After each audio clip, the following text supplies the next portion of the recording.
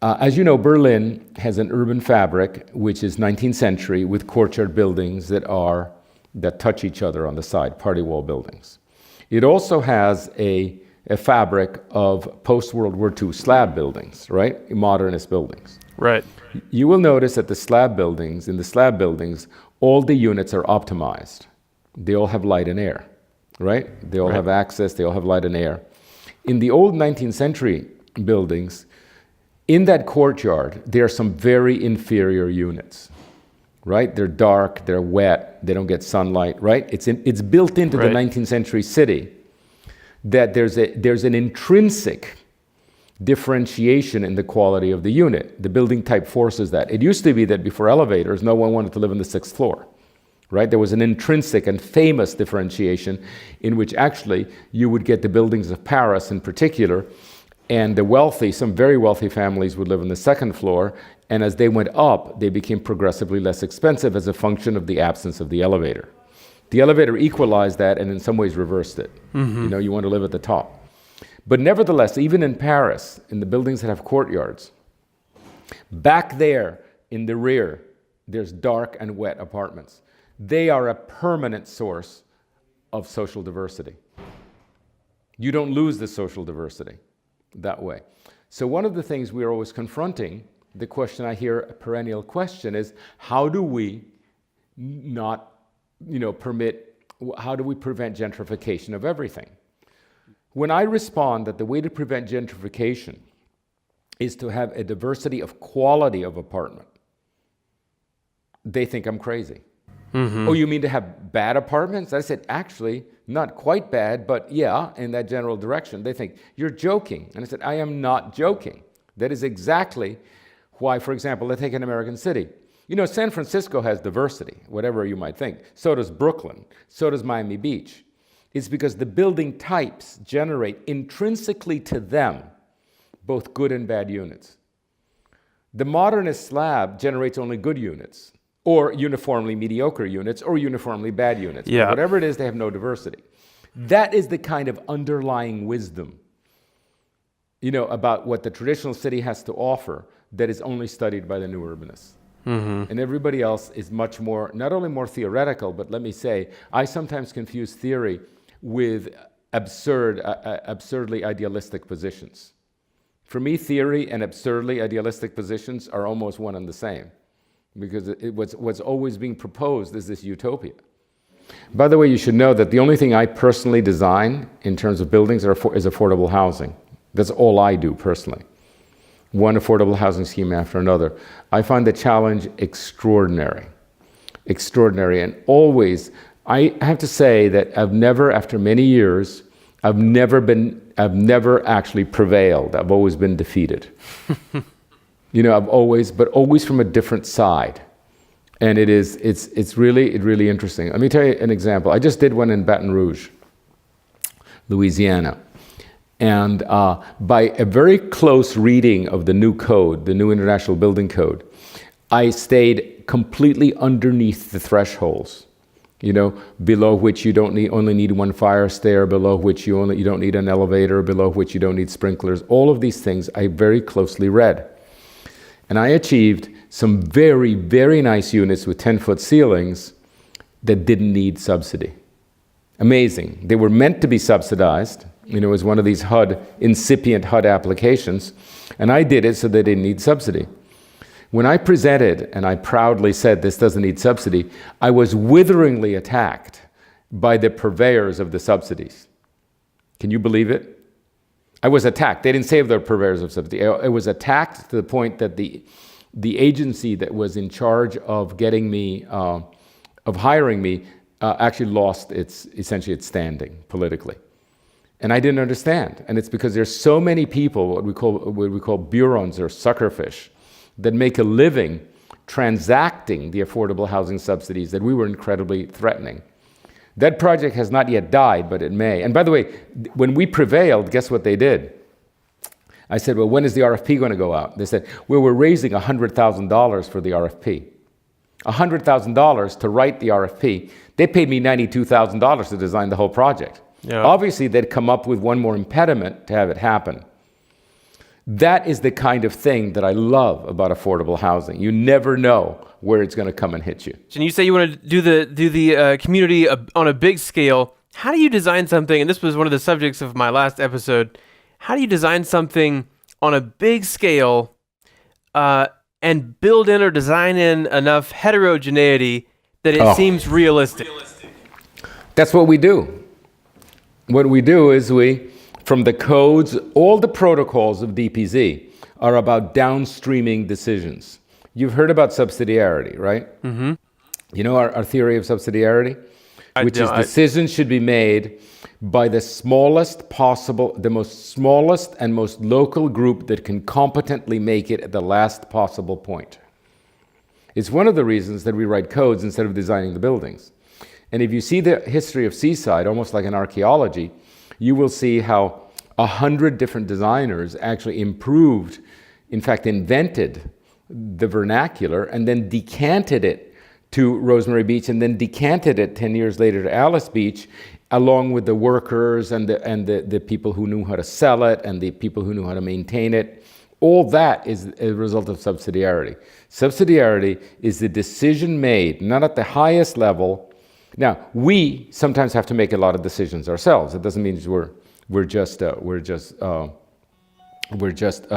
midwives of all the decisions. Some decisions are made at our level, some obviously at a higher level, but the general spirit of subsidiarity is the smallest and most local group that can competently, underline that, competently make it at the last possible moment.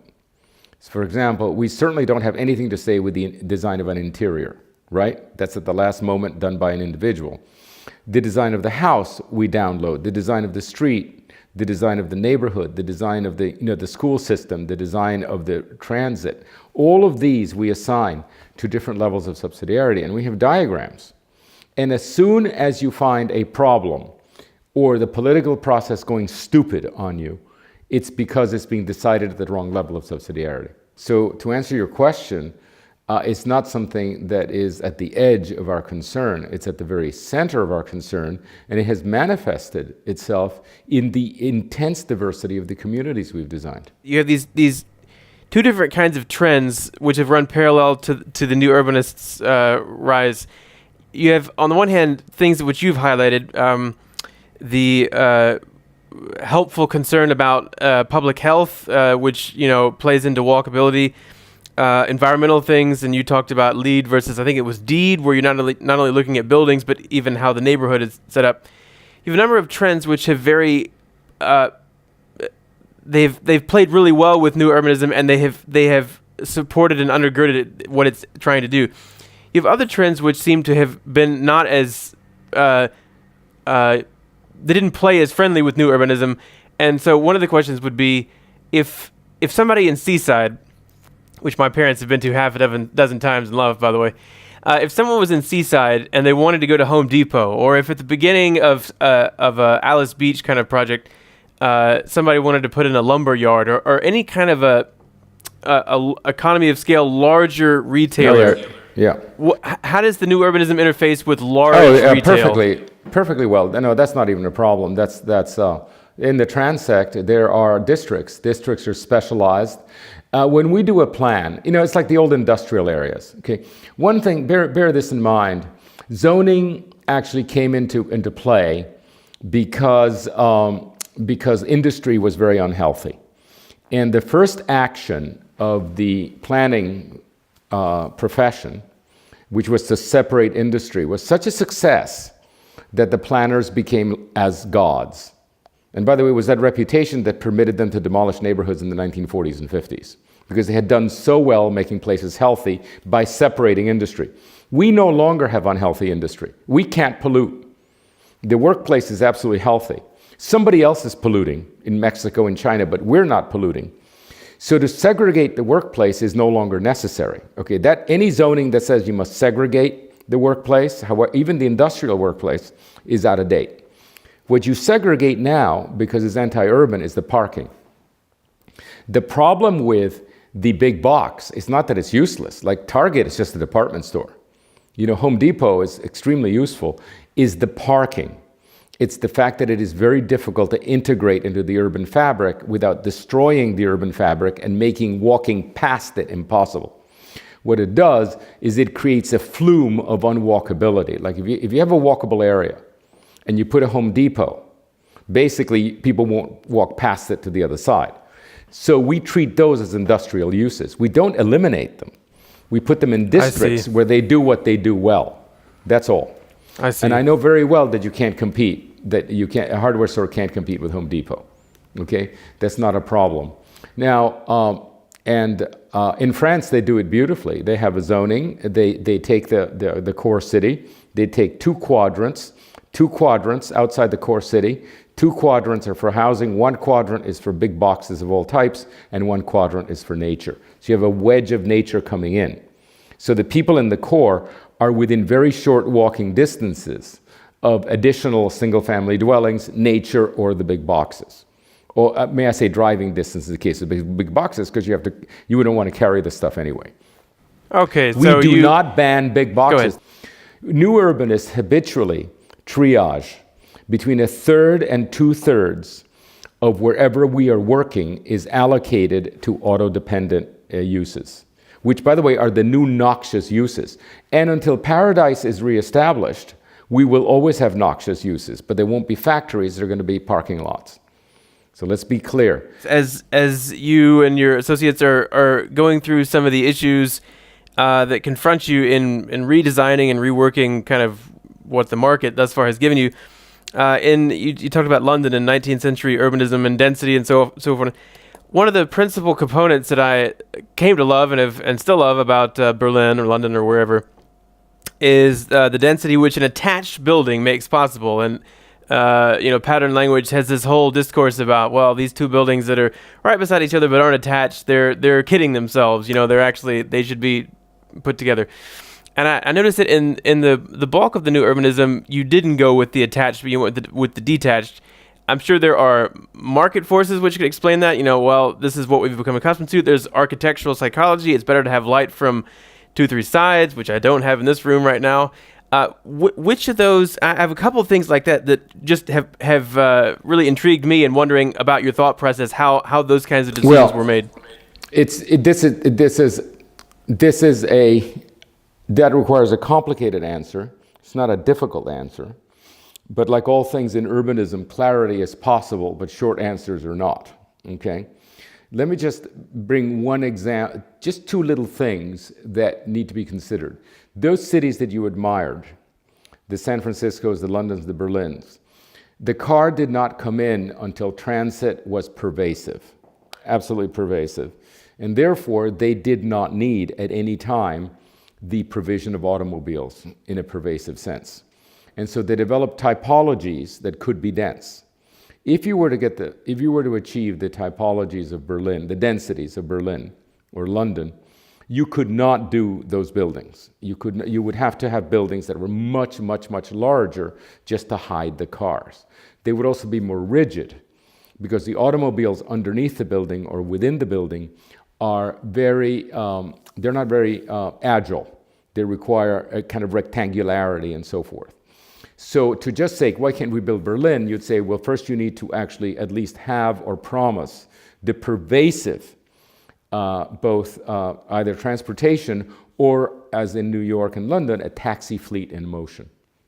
Okay, with a taxi fleet in motion, and by the way, I'm not saying it's out of the question, because Uber and other things may achieve that, you cannot actually do exactly that.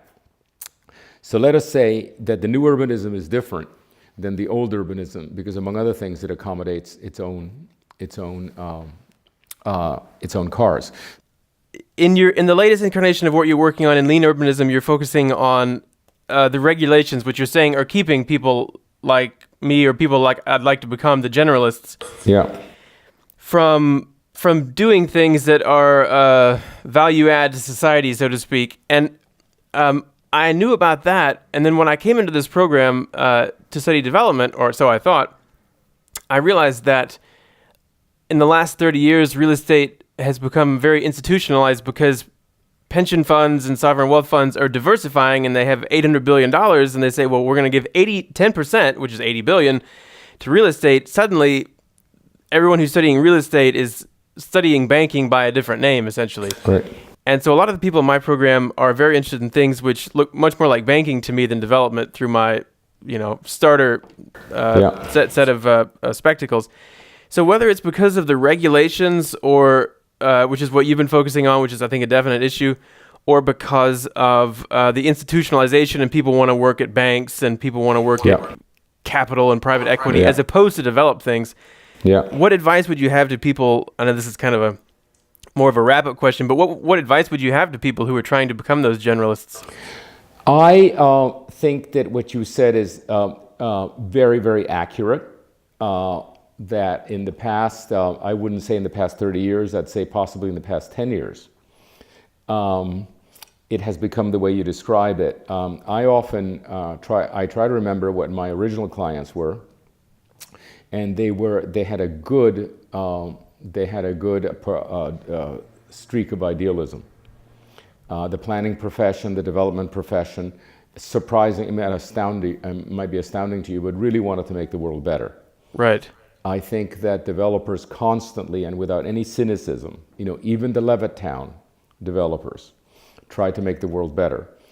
And in the past 10, 15 years, my own clients, and my clients are the top of the heap, okay? They're the smartest. We put them through a very sort of rigorous, I think, testing, mutual interview. We have the smartest clients, but they're essentially accountants. The way they're forced to keep score by the people who are placing the large loans, these institutions on automatic protocols, force them to have returns that are closer to selling widgets. So how many houses do I sell, or how do I set this up to flip the project, so that on the books it looks like I might have a 300% return. And although they remain perfectly humane when you meet them, they're fantastic people. Developers are very interesting people. They're generalists. They take risks. They take tremendous risks. They have to know a lot of different things. They're not like doctors and lawyers that I find instantaneously boring.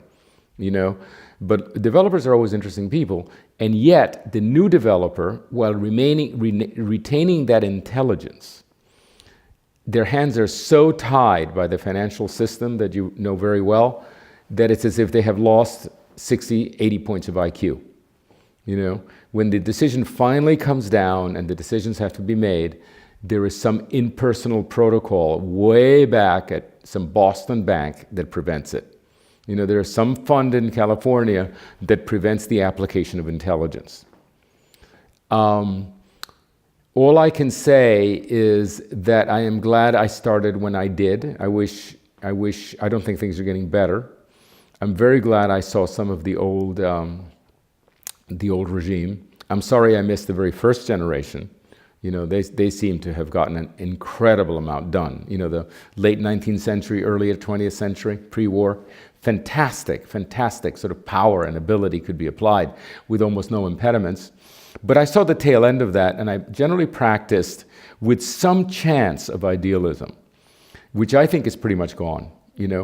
What's going to confuse you is that developers have never been nicer and smarter. The personality is there. But when it comes down to making the decision, I'm still flabbergasted at how stupid they become because of the extraneous protocols that have been applied. And I think what you need to do is to bypass that whole thing. They're dinosaurs now. One way to think about it is they're dinosaurs. And what we're interested in lean urbanism is the many mammals, they still have the same biomass, and it's an analogy you've heard me make. A REIT is a magnificent beast, but it needs to find, all by itself, it needs to find 2 tons of fodder a day, or it dies. While a chipmunk needs 2 acorns a day, and in a decentralized way can actually achieve the same biomass. But it's also very far from what is the real play in development, which is appreciation. Appreciation is taking a piece of land that's worth X, and by intelligent maneuvering on it, by implanting infrastructure, by bringing the right people in, the right programs, by building architecture of quality, the same land doubles, triples, quadruples in price. And that there's a factor of time there that can neither be analyzed by the people with the billions of dollars, nor can they wait for it. So real estate development, the land that made San Francisco and other parts of the West, let us say, interchangeable with any other piece of land, this vast open continent. Those who made specific places in this vast and open continent valuable and made fortunes at it, that's not in play. That's not even understood.